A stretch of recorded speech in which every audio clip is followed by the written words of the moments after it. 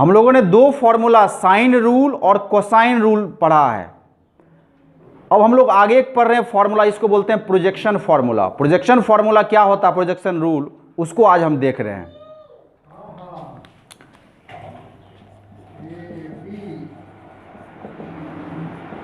तीसरा नंबर हो जाएगा ये।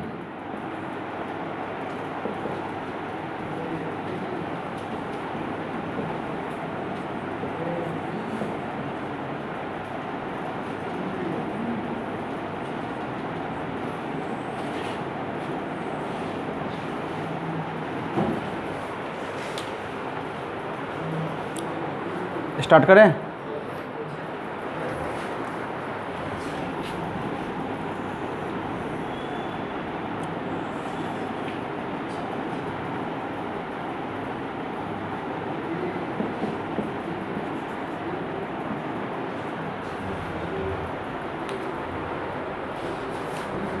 देख समझ लीजिए फिर तब लिखिएगा। एक ट्रायंगल हमने लिया है, ये ट्रायंगल है आपको ए बी सी, ये न्यूनकोण लिए हैं, एक्यूट एंगल लिए हैं, और क्या सेंस होता है प्रोजेक्शन का जरा उसको समझ लेना है। ए से एक लंब डाल रहे हैं यहाँ पे, ये लंब मान लीजिए एम है, ए एम लंब जो है, ए एम लंब बी सी खींचा। जैसे ही ए एम लंब आप डाले, ये पूरा जो त्रिभुज है वो दो भागों में बट गया, एक इसके इधर का समकोण त्रिभुज, एक इसके दाईं तरफ का समकोण त्रिभुज। एक समकोण त्रिभुज हो गया ए बी एम और दूसरा समकोण त्रिभुज हो गया ए सी एम। दोनों अलग अलग समकोण त्रिभुज पर हम काम कर रहे हैं। क्या काम कर रहे हैं सो देखिए।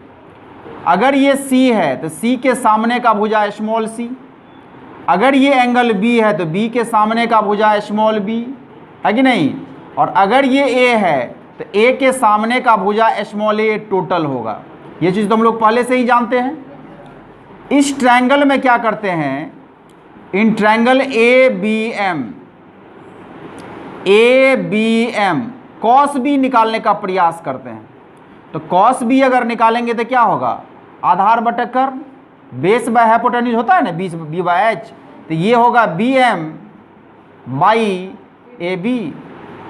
बी एम को बी एम ही छोड़ दीजिए, और ये जो ए बी आप देख रहे हैं ए बी, इस ए बी को आप स्मॉल सी लिख सकते हैं।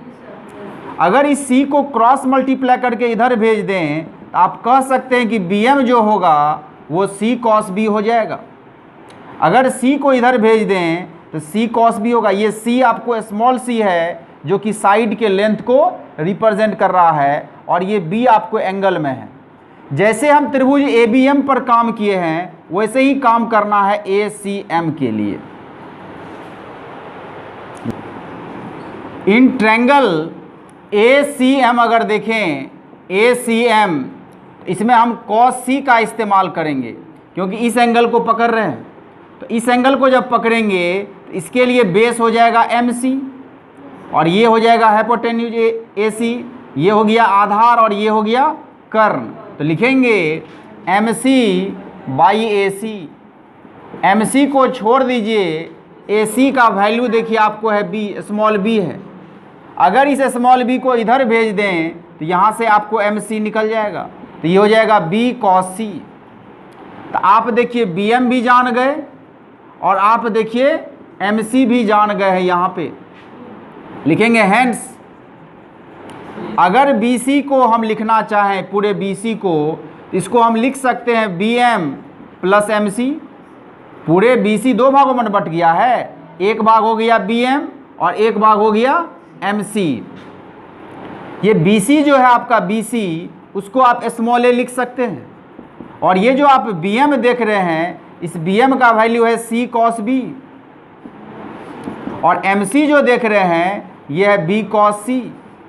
तो ये जो फॉर्मूला हमें मिला है इसी को बोलते हैं प्रोजेक्शन फॉर्मूला। आखिर प्रोजेक्शन फॉर्मूला इसे बोला क्यों गया, वो अगर देखें, मान लीजिए इसके ऊपर से आप लाइट डाल रहे हैं, इसके ऊपर से रे डाल रहे हैं,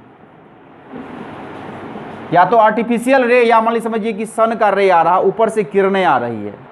अगर ऊपर से आप लाइट मारिएगा और ये अगर पार्ट यहाँ से लेकर यहाँ तक अगर देखते हैं, कोई टुकड़ा है, मान लिए बांसे का टुकड़ा है या कोई लकड़ी का टुकड़ा इस तरह से झुका हुआ है, या कोई पेड़ ही इस तरह से जो है खड़ा था वो झुक गया, तो झुक गया तो इसका जो शैडो है यहाँ से लेकर यहाँ तक बनेगा कि नहीं, इसका छाया नीचे बनेगा कि नहीं।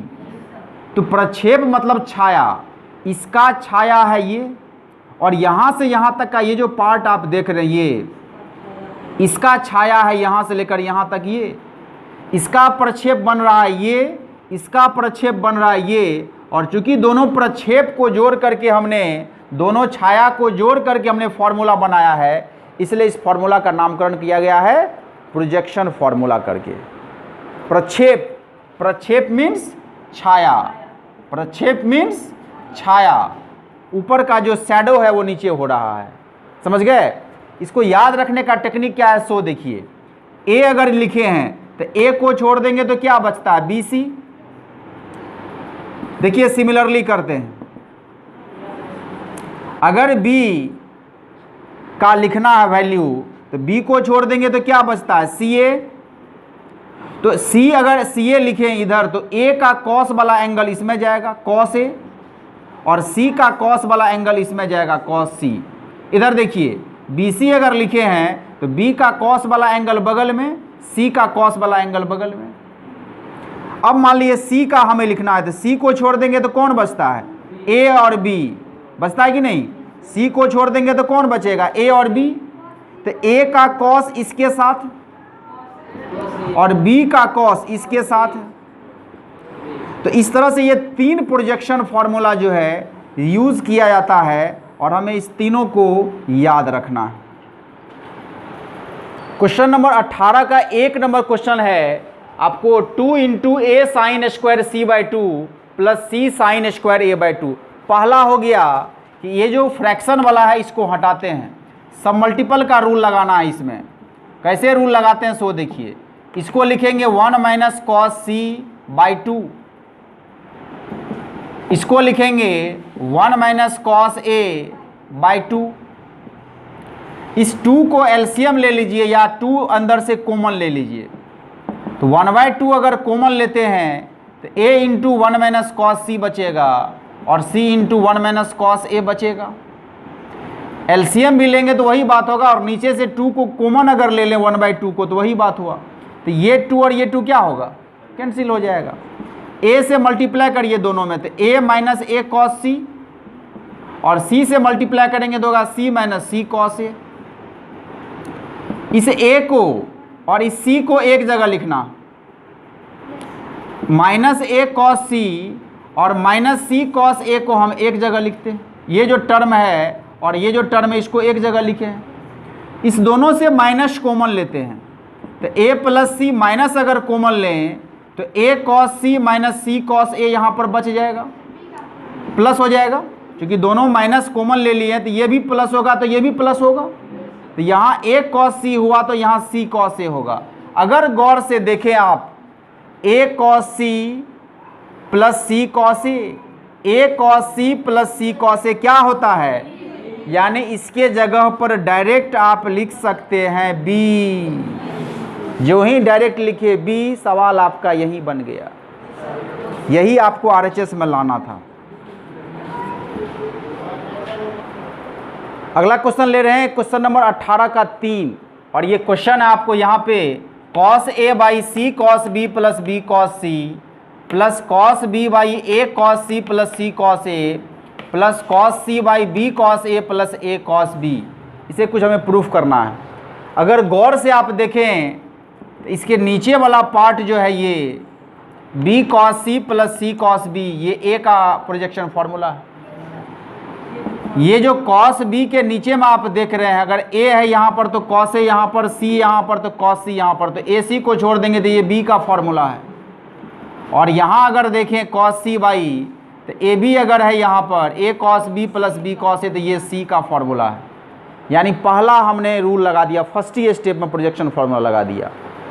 अब यहाँ पे क्या करना है, कोसाइन फॉर्मूला लगाना पड़ेगा, क्योंकि देख रहे हैं एंगल का यूज नहीं किया प्रूफ करने में, पूरा साइड है। तो कोसाइन फॉर्मूला कॉस ए क्या होगा, B square plus C square minus A square by 2bc, और इसके नीचे में आपको ये ए रहेगा। कोसाइन फॉर्मूला यहाँ लगाना है, C square plus A square minus B square by 2ca, और इसके नीचे में आपको ये b रहेगा ही। कॉस सी का लगाइए, A square plus B square minus C square by 2ab, और इस सब के नीचे में आपको रहेगा ये c। अगर ये नीचे का टर्म अकेला है, कहाँ जाएगा ये नीचे में ही मल्टीप्लाई होगा, यानी B square plus C square minus A square by 2abc, इसमें मल्टीप्लाई होगा। ढंग से लिख दिए 2abc। C square plus A square minus B square, अगर इस b को भी मल्टीप्लाई करेंगे नीचे में तो ये भी होगा 2abc। 2abc गुना हो जाएगा ना, A square plus B square minus C square, अगर ये c भी मल्टीप्लाई कर दें नीचे में तो ये भी होगा 2abc। गौर से अगर देखें नीचे का तीनों का टर्म सेम है। एलसीएम कितना होगा सो बताइए। एलसीएम आपको 2abc होगा, तो ऊपर का जो टर्म है उसको हमें जोड़ देना पड़ेगा। यहाँ भी C square plus A square minus B square होगा, और यहाँ आपको A square plus B square minus C square होगा। ये वाला टर्म यहाँ पे है, ये वाला टर्म यहाँ पे है, ये वाला टर्म यहाँ पे है। प्लस था बीच में तो प्लस 4 के छोड़ दिए, कोई दिक्कत इसमें। ये ए स्क्वायर माइनस में तो ये ए स्क्वायर प्लस में कैंसिल होगा, ये बी स्क्वायर माइनस में तो ये बी स्क्वायर प्लस में कैंसिल होगा, और ये सी स्क्वायर माइनस में तो ये सी स्क्वायर प्लस में कैंसिल होगा। तो ऊपर में आपको टर्म क्या बचा, B square plus C square plus A square, और नीचे में क्या है 2abc। इसी को आप A square plus B square plus C square लिख सकते हैं, A square plus B square plus C square by 2abc। RHS में देखिए क्या है, आरएचएस में आपको यही टर्म लाना था।